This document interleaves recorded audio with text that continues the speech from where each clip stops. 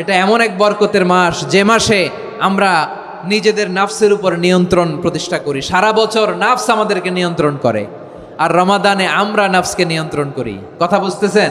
সারা বছর নাফস আমাদেরকে নিয়ন্ত্রণ করে। এই যে এখন আমার খেতে মনে চাইলে যে খেজুর রাখ, আমি খেজুর খেতে পারবো, নাটস আছে, বাদাম খাইতে পারি।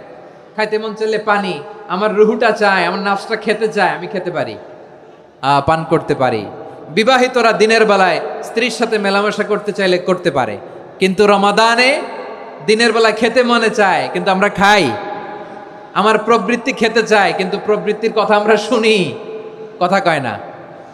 রমজানে খেতে মন চাইলে আমরা খাই, তৃষ্ণায় গলা ফেটে যায়, গলার ছাতি ফেটে যায়, কিন্তু এক ঢোক পানি কি আমরা গিলি?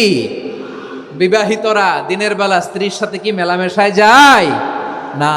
তার মানে সারা বছর নফস আমাদেরকে নিয়ন্ত্রণ করে, আর রমাদানে নফসের উপর আমরা নিয়ন্ত্রণ প্রতিষ্ঠা করি। নফসের লাগাম আমরা রমাদানে টেনে ধরে, চিল্লায় বলেন ঠিক কি না?